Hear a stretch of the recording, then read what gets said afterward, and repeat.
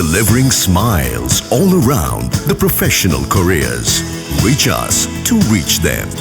HiQE Campus NEET Crash 2026 Revision Attack. எங்க teachers உங்க டைம்ல இந்தியா ரேட்ல உடனே ஜாயின் பண்ணுங்க. வெறும் ரூபாய் 4720 மட்டுமே. உங்க கரண்ட் பில் ஏறிட்டே போகுதா? கவலை விடுங்க. 100% EC கிரேட் காப்பர்ல தயாரிக்கப்பட்ட லெவிட் வயர்ஸ் அண்ட் கேபிள்ஸை பயன்படுத்தி உங்க கரண்ட் பில்லை மிச்சப்படுத்துங்க. என்றென்றும் நம்பிக்கையுடன் லெவிட் கேபிள்ஸ் அண்ட் வயர்ஸ். ஆகாயம் தமிழ் பார்வையாளர்களுக்கு அன்பு வணக்கம். இன்றைய நேர்காணலில் மூத்த பத்திரிகையாளர் திரு பாண்டியன் அவர்கள் நம்மோடு இணைந்திருக்கிறார். அவரோடு பேசலாம். வணக்கம் சார். வணக்கம். தமிழ்நாட்டையே உலுக்கிய என்கவுண்டர்னு சொல்லலாம். 2 தினங்களுக்கு முன்னாடி வெள்ளைக்காளி அப்படிங்கிற ஒரு குற்றவாளியை விசாரணைக்கு பிறகு காவல்துறை அழைச்சிட்டு போகக்கூடிய வழியிலேயே அந்த கும்பலுக்கு அகேன்ஸ்டான ஒரு ரவுடி குட்டுரேஜான்னு சொல்லப்படுது, அவன் மீது என்கவுண்டர் நடத்தியிருக்கிறாங்க. இந்த என்கவுண்டருக்கான பின்னணி என்ன சார்? வெள்ளைக்காளிக்கும் திமுகவை சேர்ந்த குருசாமி, இவர் மதுரை மேற்கு மாவட்ட ஒரு அணி செயலாளர். இவருக்கும் நீண்ட காலமாக தீராத பகை. இப்போது குருசாமி திமுகவில் இருக்கிறார். இவருடைய எதிரி அழகர் ராஜா, அவர் அதிமுகவில் இருக்கார். 2 பேருக்கும் ரியல் எஸ்டேட், கட்டை பஞ்சாயத்து, ஆள் கடத்தல், இதில் 2 பேருக்கும் போட்டி. இதில் வெள்ளைக்காளி அழகர் ராஜாவுக்காக குருசாமியை எதிர்க்கிறார்.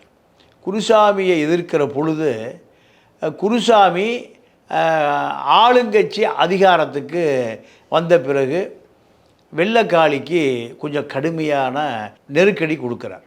ஏன்னா பிறவியிலே கஞ்சா வியாபாரி இந்த வெள்ளைக்காளி. இந்த கஞ்சா வியாபாரத்துடைய மொத்த வியாபாரி. இதற்காக பலமுறை சிறையில் அடைக்கப்பட்டிருக்கிறார். இவர் தமிழ்நாடு முழுக்க ஒரு பெரிய நெட்வொர்க் இருக்குது கஞ்சா விற்பது. கஞ்சா விற்கக்கூடிய அத்தனை பேருமே அரசுக்கு தெரியும். A+, B+, C+. 2000 ரவுடிகளினுடைய வங்கி கணக்கை முடக்கியதாக அவரே டிஜிபியாக இருக்கும்போது ஒரு அறிக்கை கொடுத்தார். நீங்கள் வங்கி கணக்கை முடக்குவது ஒரு டிஜிபியினுடைய வேலையா, அல்லது கஞ்சா வியாபாரிகளை முடக்குவது ஒரு டிஜிபியினுடைய வேலையா? ஏன் முடக்க முடியலனா, அவர்களுக்கு பின்னால் அரசியல்வாதியும் காவல்துறை அதிகாரிகளும் இருக்கிறார்கள். அதனால் அவரே டிஜிபினாலே ஒன்றும் பண்ண முடியல. நீங்கள் ஒரு திமுகவை சேர்ந்த ஒரு பெண் பல முறை கஞ்சா வியாபாரத்தில் கைது செய்யப்பட்டு இந்த திருவள்ளூர் பக்கம், நீங்கள் அந்த அம்மா ஆளுங்கட்சியில் ஒரு பெரிய பொறுப்பில் இருக்குது. அப்போ கஞ்சா வியாபாரம் என்பது பல லட்சங்களை கொட்டுற தொழிலாக இருக்குது இந்த ரவுடிகளுக்கு. இந்த வெள்ளைக்காளியினுடைய தொழிலை தமிழ்நாடு முழுக்க ஒரு பெரிய வலைப்பின்னலில் கஞ்சா வியாபாரம் செய்வது தான். இப்போ ஒரு ஸ்டேஜில் கஞ்சா வியாபாரம் கட்ட பஞ்சா ரியல் எஸ்டேட்டுகளாக மாறுகிற பொழுது நீங்கள் வெள்ளைக்காளிக்கும் குருசாமிக்கும் யாரை முதலில் போடுவது, இப்படி ஒரு பிரச்சனை வருகிற பொழுது குருசாமியே வெள்ளைக்காளிகிட்ட பஞ்சாயத்து பேசுகிறார். 1 கோடி ரூபா பணம் கொடுத்துட்றேன், நமக்குள்ளே சண்டை வேண்டாம். ஏன்னா இந்த ரவுடிகள் ஆயிரங்களிலிருந்து லட்சங்களில் வந்து கோடிகளில் வந்துட்டான். அரசியல் பதவியும் வந்துருச்சு. வந்த பிறகு இவர்களுக்கு உயிர் தேவைப்படுது. பல கோடி பணம் வந்த பிறகு வாழ்வதற்கு ஆசைப்படுகிறான், சாவதற்கு ஆசைப்படவில்லை. அப்போ வெள்ளைக்காளி சொல்கிறார், குருசாமியை போட்ட பிறகு தான் நான் தூங்க போகிறேன். எத்தனை கோடி கொடுத்தாலும் குருசாமியை காப்பாற்ற முடியாது. இந்த நிலை வந்த பிறகு குருசாமி போய் சில மாதம் பெங்களூரில் ஒளிஞ்சிக்கிறார். யாருக்கு பயந்து? வெள்ளைக்காளியுடைய ஆட்களுக்கு பயந்து. வெள்ளைக்காளியுடைய ஆட்கள் கஞ்சா விற்கிறான். கஞ்சா விற்றா அடுத்து சமூக விரோத செயல் ஆளை போடுவது என்பது மிக சாதாரணம். நீங்கள் கூலிப்பட சிவகங்கை மாவட்டத்தில் இருக்கான், ராமநாத மாவட்டம், தூத்துக்குடி, திருநெல்வேலி, 4 மாவட்டங்கள் தான் கூலிப்படையை. அரசுக்கு தெரியும், காவல்துறை உயர் அதிகாரிகளுக்கு தெரியும், ஆனால் நடவடிக்கை எடுப்பதில்லை. நீங்கள் இப்போது வெள்ளைக்காளி மீது 6 கொலை வழக்கு, 6 பேரை துடிக்க கொலை செஞ்சுருக்கான். 6 வழக்கு கொலை முயற்சி வழக்கு, 12 வழக்கு, 30க்கும் மேற்பட்ட அடிதடி, சண்டை, கட்ட பஞ்சாயத்து. அப்போ இந்த ஒரு வழக்கில் கூட தீர்ப்பு வரலையா? காவல்துறை அதை நிரூபிக்கலையா? ஒரு கேள்வி வருதா இல்லையா? ஒரு கொலை வழக்கு துடிக்க கொலை செய்த வழக்கில் இவன் தூக்கிலே தொங்க விடப்பட்டிருக்கணும், இல்லை என்கவுண்டர் பண்ணி இவனுடைய கதையை முடிச்சிருக்கணும். ஆனால் காவல்துறை ஒரு வழக்கில் கூட இவனுக்கு தண்டனை வாங்கி கொடுக்கல. அப்போ 30க்கும் மேற்பட்ட வழக்கு இருக்கிற ஒரு ரவுடி நடமாடுறான்னா காவல் இல்லையா? இப்போ குருசாமிக்கும் வெள்ளக்காளிக்கும் தொழில் போட்டி அதிகமாகி வெள்ளக்காளி காவல்துறை பாதுகாப்போடு சென்னையிலிருந்து மதுரை ஜெயிலுக்கு போகிறார். பல ஊரில் பல வழக்கு இருக்குது. போலீஸ் போய் கஸ்டடி எடுத்து மெட்ராஸ் கோர்ட்டில் ஆஜர்படுத்துறது, அப்புறம் மதுரை கோர்ட்டு கொண்டு போகிறது, புதுக்கோட்டை கொண்டு போகிறது, சிவகங்கை கொண்டு போகிறது, எல்லா கஞ்சா வழக்கு அடிதடி குத்து வெட்டி சண்டை கொலை முயற்சி தான். அப்போது குருசாமி என்ன பண்ணுறாரு? குருசாமி திட்டம் போட்டு இப்போ இந்த பொட்டு ராஜா, கட்டராஜா, குட்டராஜா இவர்களை ஊட்டியில் பிடிச்சி இப்போ என்கவுண்டர் பண்ணாங்கல்ல, இவர்களை வைத்து நீங்கள் திருச்சி பெரம்பலூர் டோல்கேட்டுக்கு முன்னாடி காவல்துறை பாதுகாப்போடு வெடிகுண்டு வீசுகிறானுங்க. அப்போது காவல்துறையும் அவனுக்கு ஒரு பொருட்டு இல்லை, சட்டம் ஒழுங்கும் ஒரு பொருட்டு இல்லை. இதில் 2 காவல்துறையினர் பாதிக்கப்படுறோம் இந்த குண்டு வீசுறதில். அப்போ இவ எங்கே குண்டு? உளவுத்துறையை செயலிழந்து போச்சுங்க.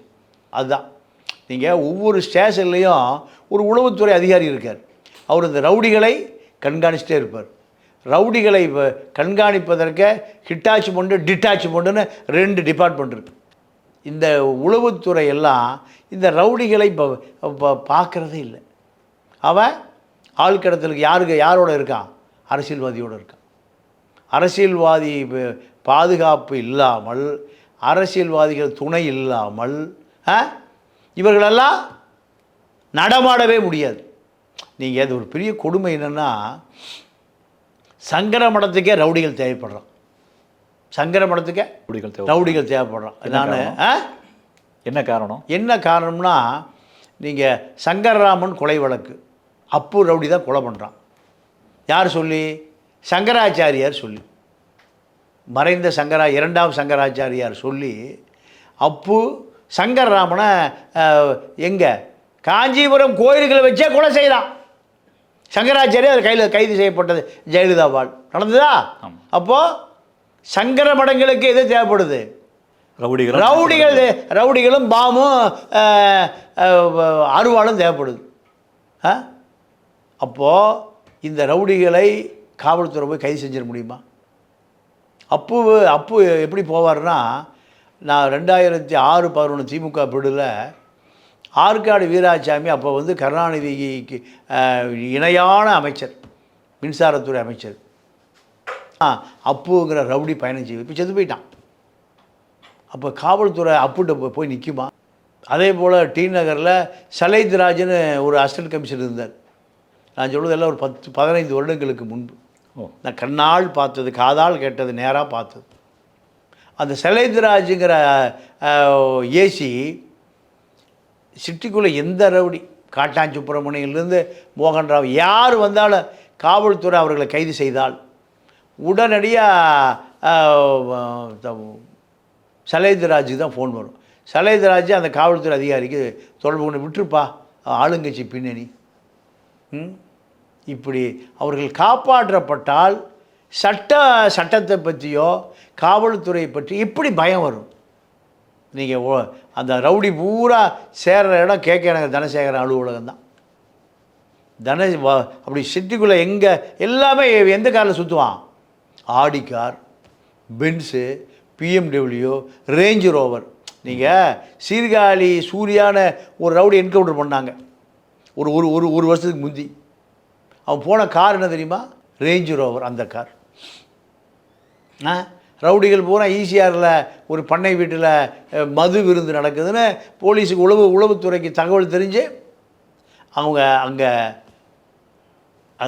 அவனை நிறுத்துகிற பொழுது நிறுத்தாமல் காவல்துறை வாகனத்தை இடித்து தள்ளிட்டு போகிறான். துரத்தி பிடிச்சி என்கவுண்டர் பண்ணி அவனை கைது பண்ணாங்க. அப்போது காவல்துறையை விட அதிநவீன வாகனங்களை வைத்திருக்கிறவன் ரவுடியாக இருக்கான். இப்போ வெள்ளக்காளியை பொறுத்த வரைக்கும் தமிழ்நாடு முழுக்க கஞ்சா வியாபாரம் ஹோல்சேல் ஹப்பே அவர் தான். அப்போ இந்த கஞ்சா வியாபாரம் உடைய பல கோடி ரூபா பணம் புழங்குது. இதில் ஈடுபடுறவன் யார் ஈடுபடுவா? முழு நேர தொழில் முறை ரவுடி தான் ஈடுபடுவான். இப்போ இந்த பாம் அடித்தாங்கல்ல வெள்ளைக்காளிக்கு, அடித்த நபர் இப்போ என்கவுண்டர் பண்ணாங்கல்ல, இவர் ஒளிந்திருந்த இடங்க தெரியுமா? ஊட்டி எஸ்டேட்டில். ஊட்டியில் கைது செய்யப்பட்டு கொண்டு வந்து தான் இவர்கள் வர்ற வழியில் தான் என்கவுண்டர். பாம் இருக்குது, கையெறி கொண்டு வச்சுருக்கோம், இதெல்லாம் நாங்கள் செய்த இடத்த காமிக்கிறோன்னு வருகிற பொழுது தான் இப்போ என்கவுண்டர். ஒரு காவல்துறை அதிகாரி பாதிக்கப்பட்டார். இதெல்லாம் செட்டப் செல்லப்பா வேலை. நீங்கள் ஆம்ஸ்ட்ராங் கொலை வழக்கை திட்டமிட்டு செய்யக்கூடிய அளவுக்கு துப்பாக்கி வைத்திருக்கிற ஆம்ஸ்ட்ராங் மீது சாதாரணமாக சுகி டீஷர்ட் பனியனை போட்டு வர்றான். சந்தேகம் வரல, யாராவது சாப்பாடு கொடுக்க வந்திருக்கான்னு. புதிதாக ஆள் நடமாடுனா எதுக்கு வரேன்னு கேட்பான். சுகி சாப்பாடு கொடுக்க வந்திருக்கான், யாரோ ஆர்டர் பண்ணியிருக்காங்க சாப்பாடு கொடுக்க வந்தான்னு அந்த சுகி யூனிஃபார்ம் போட்டு தான் ஆம்ஸ்ட்ராங் கொல்லப்பட்டார். ஆம்ஸ்ட்ராங்கு ஒரு பிரபலமான அரசியல் கட்சி தலைவர், பெரிய தாதா. அவரே மிக சாதாரணமாக கொள்ளுகிற அளவுக்கு இந்த நெட்வொர்க்கு எவ்வளோ பெரிய நெட்வொர்க்கு பாரு. 30 பேர் அதில் முழுமையாக பயன்படுத்தப்பட்டு இருக்கிறார். 30 பேர் 6 மாதம் தொடர்ந்து கண்காணிச்சிருக்கான். 30 பேருக்கும் எனக்கு தெரிந்து மாதம் குறைந்தபட்சம் ஒரு ஆளுக்கு 10,000 ரூபா கொடுத்தா தான் அந்த வேலையை செய்வான். மாதம் ஏறக்குறைய 3 லட்ச ரூபா. 30 பேருக்கு 3 லட்ச ரூபானா 30 லட்ச ரூபா, சாரி 1 கோடி ரூபா மாதம். 6 மாதம் 6 கோடி ரூபா.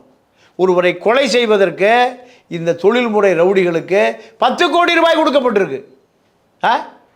அவன் கொலை செய்த பிறகு அவனை பெயில் எடுக்கணும். அவன் சிறையில் இருக்கிற காலம் பூரா அவன் குடும்பத்துக்கு பணம் கொடுக்கணும். எத்தனை கோடி செலவு செய்யப்பட்டிருக்கு. இதெல்லாம் யார் சாதாரணமாக செய்ய முடியுமா? அப்போது பல கோடி ரூபாய் இந்த அண்டர் கிரவுண்டு உலகத்தில் கள்ளப்பணம், கஞ்சா பணம், சமூக விரோத கால் கடத்தல், கட்ட பஞ்சாயத்து, ரியல் எஸ்டேட்டு, இப்படி பல ரகசிய தொழில் நடக்குது. இதெல்லாம் கட்டுப்படுத்த வேண்டிய காவல்துறை அரசியல்வாதிகளுக்கு பயந்து அவர்களுக்கு ஏவல் துறையாக இருக்குது. நீங்கள் இப்போ மவுண்ட் ரோட்டில் ஒரு குண்டு கையெறி குண்டு வீச்சு நடந்தது. எப்போனா ஒரு 5 வருடங்களுக்கு முன்பு. ஏகே விஸ்வநாதன் கமிஷனர் இருந்தார். ஒரு காரு லேண்ட் குரூசர், இன்னொரு காரு ஆடி கார், எல்லாம் ரவுடி பயன்படுத்துகிற கார். இன்னைக்கு வரைக்கும் சம்பவ செய்தியில் ஆம்ஸ்ட்ராங் வழக்கில் கைது செய்யப்படவில்லை. அப்போது காவல்துறை நெட்வொர்க்கை விட பெரிய நெட்வொர்க் வச்சுருக்கார். அப்படி தான் எடுத்துக்கணும். ஒரு குற்றவாளி கைது செய்யப்பட ஒரு அரசு இயந்திரம், 80,000 காவல்துறை வேலை செய்கிறாங்க, 250 ஐபிஎஸ் அதிகாரிகள், ஐஜிக்கள், டிஜிபிக்கள், இப்படி ஒரு பெரிய அமைப்பு தான் காவல்துறை. இந்த காவல்துறை இன்றைக்கி வரைக்கும் யாரை கைது செய்ய முடியல? ஆம்ஸ்ட்ராங் கொலை வழக்கில் இருக்கக்கூடிய சம்பவ செந்தில். அது இப்போ படிச்சிங்களா பேப்பரில்? ஆமாம். அப்போது இந்த காவல்துறைக்கு டேக்காக கொடுக்குறான்னா அவனுக்கு எவ்வளோ பெரிய நெட்வொர்க் இருக்குது. காரணம், நீங்கள் காவல்துறையும் அரசியல்வாதியும் இல்லாமல் அவன் தப்பிக்கவே முடியுமா? அப்போ நிச்சயமாக இது போன்ற ரவுடிகள் வந்து தொடர்ந்து வளர்கிறதுக்கு அரசாங்கமும் காவல்துறை தான் துணை போகணும்னு சொல்கிறீங்களா? நான் ஒரே கேள்வி கேட்குறேன் சார். இப்போ இந்த வெள்ளைக்காளிக்கு 6 கொலை வழக்கு இருக்குது, 6 கொலை முயற்சி வழக்கு, 30 வழக்கு இருக்குது. 30 வழக்கில் சாட்சிகளை நீதிமன்றத்தில் நிறுத்தி தண்டனையை பெற்று கொடுக்க வேண்டிய பொறுப்பு யாருக்கு இருக்கு? காவல்துறைக்கு இருக்கா இல்லையா? சாட்சிகள், உயிருள்ள சாட்சி, உயிரற்ற சாட்சி, சிசிடிவி ஃபுட்டேஜு, அவனுடைய தொலைபேசி தொடர்பு, அவன் எங்கே நடமாடுனான்னு இப்போ தான் எல்லா பக்கமே காலர் ஐடி இருக்குது. அவனுடைய செல்ஃபோன் டவரை வச்சு உலகத்தில் எந்த மூலை இருந்தாலும் அவனை கண்காணிக்கலாம் இல்லையா? அப்போ இவ்வளவு விஞ்ஞானம் வளர்ந்த பிறகு ஏன் இந்த வெள்ளைக்காளி ஒரு வழக்கில் கூட ஏன் தண்டனை பெறலை? ஒரு வழக்கில் தண்டனை பெற்று அவன் தூக்கு தண்டனைக்கோ இல்லை ஆயுள் தண்டனைக்கோ போயிருந்தா இத்தனை வழக்கு பதிவாயிருக்குமா? அப்போ யார் இதில் குற்றவாளி? காவல் நீதிபதியாக போய் தேடி வியாசர்பாடியில் போய் வெள்ளைக்காளி பிடிச்சிட்டு வருவார்? இல்லை மதுரை தல்லா கொடுத்து போய் பிடிச்சிட்டு வருவார்? தத்தநேரி சுடுகாடு தான் மதுரை ரவுடி பூரா கூடுற இடம். தத்தநேரி சுடுகாடு. அங்கேயே போய் நீதிபதி தேடுவார்? இதெல்லாம் செய்ய வேண்டிய வேலை யார்? அப்போ காவல்துறை ஒரு வழக்கிலே அவனுக்கு தூக்கு தண்டனை கொடுத்துருந்தா, ஆயுள் தண்டனை கொடுத்துருந்தா 5 பேர் 6 பேர் துடிக்க கொல்லப்பட்டிருப்பானா? 6 கொலை முயற்சி வழக்கு. கொல்ல போகிற நபர்கள் பூரா தொழிலதிபர்கள், அப்பாவிகள். எந்த சட்டவிரோத ஜனநாயக விரோத ஆயுதங்களை கையாள தெரியாத தொழிலதிபர்கள், ரொம்ப மென்மையான நபர்கள் கொல்லப்பட்டிருக்கான். ஏன்?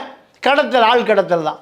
அப்போது ஒரே வழக்கில் இந்த வெள்ளக்காளியோ அழகர் ராஜாவோ கொட்டு ராஜாவோ குருசாமியோ என்கவுண்டர் செய்யப்பட்டிருந்தால், பொதுமக்களை காப்பதற்கு தாங்க என்கவுண்டரு, துப்பாக்கி பிரயோகம். இது செய்யப்பட்டிருந்தால் 2000 ரவுடி A+ ரவுடி புழலில் இருக்கான், கடலூர் ஜெயிலில் இருக்கான், வேலூர் ஜெயிலில் இருக்கான், மதுரையில் இருக்கான், திருச்சியில் இருக்கான், கோயம்புத்தூரில் இருக்கான், திருநெல்வேலியில் இருக்கான். இத்தனை ஜெயிலில் அடைபட்டு கிடக்கிற நபர்கள் பூரா தொழில்முறை குற்றவாளிகளை 3000 பேர் இருக்கு. அவன் பாதி நாள் எங்கே இருப்பான்? சிறையில் தான் இருப்பான். 3/4 நாள் சிறையில் தான் இருப்பான். சிறைக்குள்ளிருந்து தான் ஸ்கெட்சு. ஆம்ஸ்ட்ராங் கொலை வழக்க திட்டம் எங்கே தீட்டப்பட்டது? நாகேந்திரன் எங்கே இருந்தார்? ஜெயிலில். வேலூர் ஜெயிலில் இருந்து தான் பல முறை நாகேந்திரன் ஆம்ஸ்ட்ராங்கை 2 பேருக்கும் சண்டை நடந்திருக்கு. அப்போது சிறைக்குள் எப்படி சிம் கார்டு போச்சு? சிறைக்குள் எப்படி ஆப்பிள் ஃபோன் போச்சு? அப்போ அதிகாரி துணையெல்லாம் போயிருக்குமா? அதிகாரி அங்கேயே டவரு இருக்குது, அந்த டவரில் தெரியுமா தெரியாதா? ஜாம்பர் இருக்கா இல்லையா? விஞ்ஞானம் இருக்கா இல்லையா? சிறைக்குள்ளே செல்ஃபோன் குற்றவாளிகள், கொடூர கொலை குற்றவாளிகள் செல்ஃபோனில் எதுக்கு உபயோகப்படுவான்? இன்னொரு கொலை செய்யறதுக்கு தான் பயன்படுத்துவோம். அப்போது இத்தனையும் சிறைக்குள் ஏன் ஜாமர் வைக்கப்படவில்லை? சிறைக்குள் ஜாமர் வச்சா அவனுடைய நடவடிக்கை முடக்கியிருக்கலாம்ல. இதை ஏன் செய்யலை? அப்போ இது யார் குற்றவாளி? யார்? காவல்துறை தான். நீதிமன்றம் ஒருவனை சாட்சிகள் அடிப்படையில், ஆவணங்கள் அடிப்படையில், குற்ற வழக்கு, உயிருள்ள சாட்சி, உயிரற்ற சாட்சி, இப்போ பல ஆதாரங்கள் அடிப்படையில் தான் ஒருவனை குற்றவாளி என்று முடிவு செய்து அவனுக்கு தண்டனை கொடுக்கும். அவனை பிடிச்சி சிறையில் போட்ட பிறகு வேலை முடிஞ்சுது. யாருக்கு? காவல்துறை ஆய்வாளருக்கு. இப்படித்தான் பல வழக்கு சாட்சிகள் விரட்டப்பட்டு. நீங்கள் ஒரு நிகழ்ச்சி பார்த்தீங்களா? நீதிபதியை ஒரு குற்றவாளி மிரட்டியதை பார்த்தீங்களா? 2 நாளைக்கு முன்னாடி மதுரை கோர்ட்டில் ஒரு நீதிபதி ஒரு தண்டனை கொடுக்குறாரு. அப்போ அவங்க போலீஸ் கூட்டிகிட்டு போகும்போது, உன்னை நான் வச்சுக்கிறேன் வெளியில் வந்து, யார் சொல்கிறா? குற்றவாளி யாரை மிரட்டுறான்? நீதிபதியை மிரட்டுறான். நீதிபதி குடும்பம், குட்டி, பொண்டாட்டி, பிள்ளைலாம் இருக்கா இல்லையா? அவர் 24 மணி நேரம் துப்பாக்கி ஏந்தி பாதுகாப்போட போயிட்டு இருக்க முடியுமா? அப்போ இந்த குற்றவாளிகளுக்கு எவ்வளவு தைரியம் வந்துருச்சுன்பார். காவல்துறை தன்னுடைய கடமையை செய்திருந்தால் இந்த அளவுக்கு 2000 தொழில்முறை குற்றவாளிகளுடைய பட்டியல் இருக்கா இல்லையா? இந்த ரவுடி லிஸ்ட் இருக்கா இல்லையா? ஓப்பனில். அப்போ ரவுடி லிஸ்ட் ஹெச்எஸ் சொல்லுவான். இந்த ஹெச்எஸ் ஓப்பன் பண்ணிட்டா அவனுடைய குற்ற வழக்கு பூரா அதில் பதிவாயிட்டே வரும். நீங்கள் ரொம்ப கேவலம் என்னென்னா, தோட்ட சேகரை பற்றி நிறைய வீடியோ வருது, மயிலை சிவகுமாரை பற்றி வீடியோ வருது. வீரன் தீரன் எப்படி கூலிக்கு கொலை பண்ணுறவன் அந்த நாட்டில் வீரன். இவர்கள் அடைக்கலமாற இடம் எங்கே? அரசியல் கட்சி. நீங்கள் யார் அந்த சார்? அண்ணா யூனிவர்சிட்டியில் அவன் ராஜசேகரன் ஒரு பெரிய கிரிமினல் பின்னணி உள்ளவன். இந்த கிரிமினல் பின்னணி உள்ளவனுக்கு அண்ணா பல்கலைக்கழகத்துக்குள்ளே அவனுக்கு என்ன வேலை? காவல்துறை அவனை பல முறை விசாரிச்சுட்டு விசாரிக்க அவனை காவல்துறை விசாரணைக்கு அழைக்கிற பொழுது யார் ஃபோன் பண்ணுவான்? ஆளுங்கட்சி அரசியல்வாதியுடைய ஃபோன் எங்கே போகும்? சைதாப்பேட்டை போலீஸ் ஸ்டேஷனுக்கு போகும். அப்புறம் காவல்துறை அவனை விசாரிப்பாங்களா? அவனை பிடிப்பதற்கே யோசிப்பான். இப்படித்தான் தொழில்முறை குற்றவாளிகள் அத்தனை பேரும் எங்கே இருக்கான்? அரசியலில் ஒளிந்து கொள்ளுகிறான். நீங்கள் முளகாப்பொடி வெங்கடேசன் ஒருத்தர் தெரியுமா? அமித்ஷா வருகிற பொழுது பிஜேபியில் அமித்ஷாவுக்கு சால்வு கொடுக்குறார். அந்த படத்தை பார்த்தீங்களா? அவருக்கு பேர் என்ன பேர்? மிளகாப்பொடி வெங்கடேசன். மிளகாப்பொடி கையில் வச்சு மூஞ்சியில் அடித்து தப்பிச்சிடுவார். அவர் யாரை பார்க்குறாரு? அமித்ஷா. பிஜேபியில் ஒரு பெரிய தலைவர். அப்போ காவல்துறை அவரை கைது பண்ணுமா? நீங்கள் ஆருத்ரா கோல்டு ஃபைனான்ஸில் 5000 கோடி மக்கள் வரிப்பணம் மக்களுடைய டெபாசிட் கொள்ளையடிக்கப்பட்டது. ஹாரிஷன் ஒருத்தர் பாஜக இணைந்து பிரதமரை வரவேற்கிற குழுவில் முதலாக நிற்கிறார் சால்வி வச்சுக்கிட்டு. யாருக்கு போடுறாரு? பிரதமருக்கு போடுறாரு. அப்போ டிஜிபி அவர் கைது பண்ணுவாரா? அப்போ இந்த குற்றவாளிகள் எங்கே ஒளிந்து கொள்ளுகிறார்கள்? அரசியலில் ஒளிஞ்சுக்கிறார். அப்போ காவல்துறை கை கட்டப்பட்ட இதுதான் இப்போ இவ்வளவு பெரிய என்கவுண்டருக்கு பின்னால் உள்ள மிகப்பெரிய ரகசியமே இதுதான். இதை தாண்டி சர்வசாதாரணமாக இன்றைக்கு நம்ம பார்க்குறோம், ரவுடிகளுடைய கைகளில் இந்த நாட்டு வெடிமருந்து அப்படிங்கிற மாதிரியான விஷயங்கள் இவ்வளவு ரொம்ப ஈஸியாக அவங்க கையில் கிடைக்கிறதுக்கான காரணங்கள் என்ன? ஏன்னா இப்போ நீங்கள் சொல்கிற மாதிரி உளவுத்துறை இருக்கா இல்லையா அப்படிங்கிற மாதிரி நீங்கள் எழுப்பியிருக்கிறீங்க. அப்போ உளவுத்துறைக்கு தெரியாமையே அந்த மாதிரியான விஷயங்கள்லாம் அவங்க செய்கிறாங்க. இல்லை சார், அதாவது நாட்டுடைய வெடிகுண்டு வீசினால இது எங்கே வாங்கின, இது யார் செய்தா, எங்கே செஞ்சீங்க, எங்கே பாதுகாத்து வச்சுருக்கிறீங்க, இதை பூரா காவல்துறை எடுத்துட முடியும். ஆனால் காவல்துறை அதில் ஆர்வம் காட்டுவதில்லை. ஏன்? அவனை ரொம்ப நீங்கள் உண்மையை விசாரிப்பதற்கு போலீஸுக்கே உண்டான சில முறைகளை, அதாவது 4வது முறைகளை பயன்படுத்தி தான் நீங்கள் இதெல்லாம் எடுக்கணும். ஏன்னா இன்றைக்கி அந்த காவல்துறைக்கே ஒரு அச்சுறுத்தலாக போச்சுல. ஆமாம், 2 காவல்துறை உயிருக்கு போராட வேண்டிய நிலைமைக்கு வந்துருச்சு. அப்போ இந்த உளவுத்துறை இவர்களுடைய அந்த வளைப்பினால பிடிக்க முடியும், கண்காணிக்க முடியும். ஆனால் அவர்களை கண்காணிப்பதை இந்த காவல்துறை ஆய்வாளரை விரும்புறதில்லை. இன்ஸ்பெக்டரை அப்போ வேறு வேலைப்பார், அவனுக்கு பின்னாடி தெரியாது. உனக்கு பாதுகாப்பு இல்லை. யாருக்கு பாதுகாப்பு இல்லை? காவல்துறைக்கே பாதுகாப்பு இல்லை. இப்போ மக்களுக்கு இவங்க எப்படி பாதுகாப்பு கொடுப்பாங்க?